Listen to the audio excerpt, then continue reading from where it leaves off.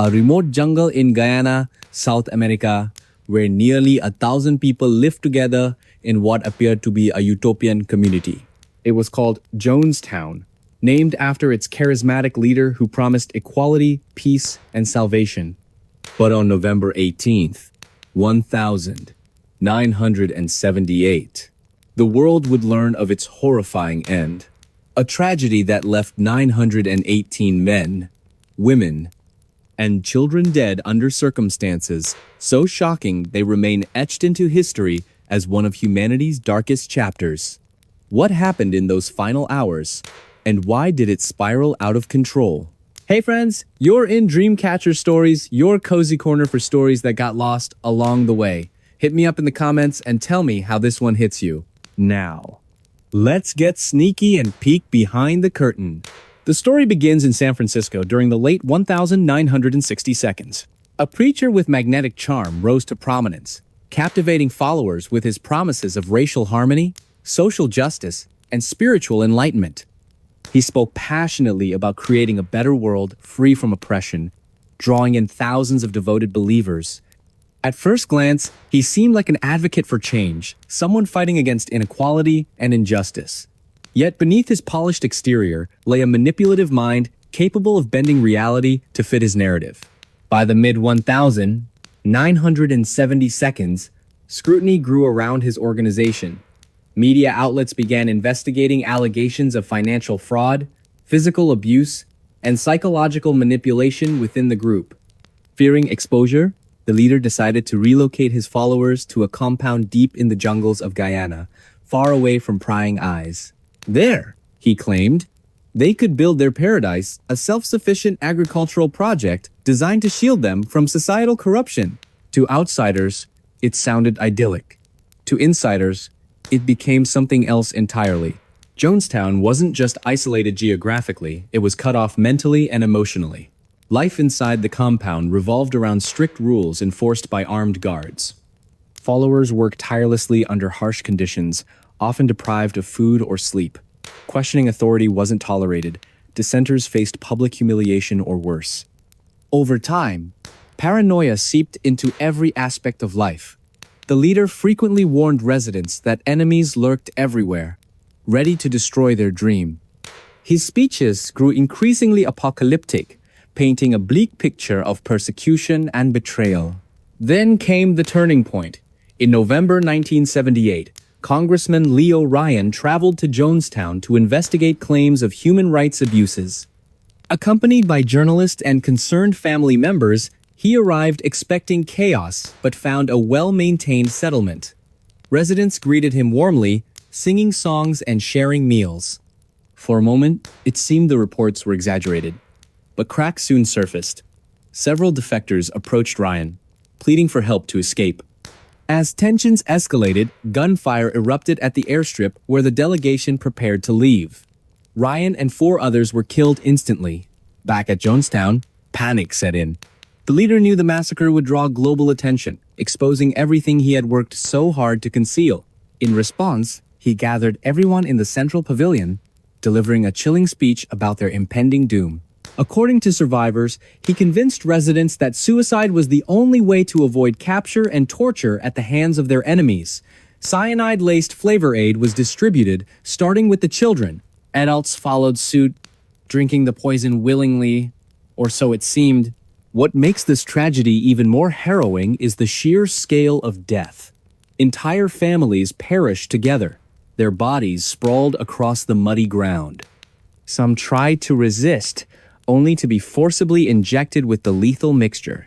Others fled into the jungle, hoping to evade fate. But few succeeded. By morning, Jonestown lay silent, its once vibrant community reduced to a graveyard. Now, let's rewind to understand how such a nightmare unfolded. How did a man initially seen as a beacon of hope turn into a figure synonymous with mass destruction? Experts believe his charisma masked deeper issues: narcissism, delusions of grandeur, and an insatiable need for control. Early followers described him as empathetic and inspiring, qualities that attracted vulnerable individuals seeking purpose. Over time, however, his methods shifted. Public shaming sessions replaced encouragement. Loyalty tests replaced trust. Fear became the glue holding the community together. For years, questions lingered. Were the residents brainwashed, unable to think critically? Or did some truly believe in the cause until the bitter end? Psychological studies suggest both scenarios played a role. Many victims exhibited signs of Stockholm Syndrome, clinging to their captor out of desperation. Others may have genuinely feared external threats, conditioned to see the leader as their savior. Regardless of motive, the outcome remains devastating, a stark reminder of how easily idealism can curdle into fanaticism. As news spread, shockwaves rippled worldwide. Journalists scrambled to piece together timelines, uncovering disturbing details about life in Jonestown. Audio recordings revealed chilling conversations between the leader and his inner circle, discussing everything from murder-suicide plans to perceived conspiracies. Letters smuggled out by defectors painted grim portraits of daily existence, detailing starvation, beatings, and constant surveillance. Each revelation added layers to the tragedy, forcing society to confront uncomfortable truths about blind faith and unchecked power. Fast forward to modern times, and technology offers new insights. Advances in forensic science allow researchers to analyze remains buried hastily after the massacre. DNA testing connects victims to surviving relatives, bringing closure to families torn apart decades ago. Meanwhile, amateur sleuths comb through archives, piecing together fragments overlooked by official investigations. One researcher, Brian Carter, gained fame developing algorithms to decode patterns hidden within survivor testimonies. His findings sparked renewed interest, prompting discussions about cult dynamics and prevention strategies. Social media plays a pivotal role in keeping memories alive. Platforms like Reddit and YouTube host forums dedicated to exploring unanswered questions. True crime enthusiasts debate theories ranging from government cover-ups to supernatural influences. Among them is Linda Hayes, whose podcast Times Voices of Jonestown Times combines archival footage, expert interviews, and first-hand accounts to create immersive narratives. Episodes resonate deeply with listeners, sparking conversations about mental health, trauma recovery, and accountability. Public fascination extends beyond podcasts. Documentaries, books, and museum exhibits continue shedding light on Jonestown's legacy. In 2023, a groundbreaking study analyzed personality traits common among cult leaders, identifying warning signs useful for intervention efforts. Researchers emphasized education as a key tool, urging communities to recognize red flags before situations escalate. These initiatives reflect growing awareness and determination to prevent future tragedies. But here's the twist. Despite overwhelming evidence pointing to manipulation and coercion, doubts persist. Some argue certain aspects don't align with traditional cult behavior. Why, for instance, did highly educated professionals join willingly? Could external pressures have influenced decisions? While no definitive answers exist, these queries highlight complexities inherent in understanding human nature. Consider this. Survivors recount hearing whispers long after the massacre, rumors of secret documents, hidden funds, even covert operations involving foreign governments. Though unsubstantiated, such tales fuel speculation, blurring lines between fact and fiction. Are we looking at isolated incidents or part of a larger conspiracy? Investigators struggle to separate truth from myth, hampered by incomplete records and conflicting testimonies. Meanwhile, psychologists study behavioral patterns exhibited by participants, hoping to identify vulnerabilities exploited by leaders.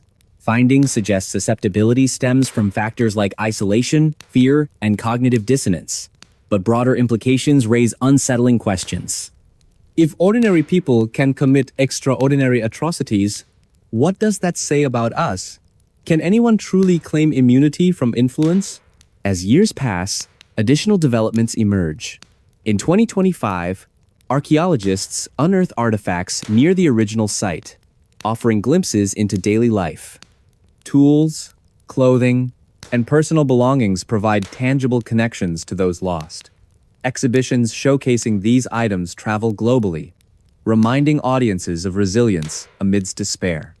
Families affected gather annually to honor loved ones, finding solace in shared grief and unwavering resolve.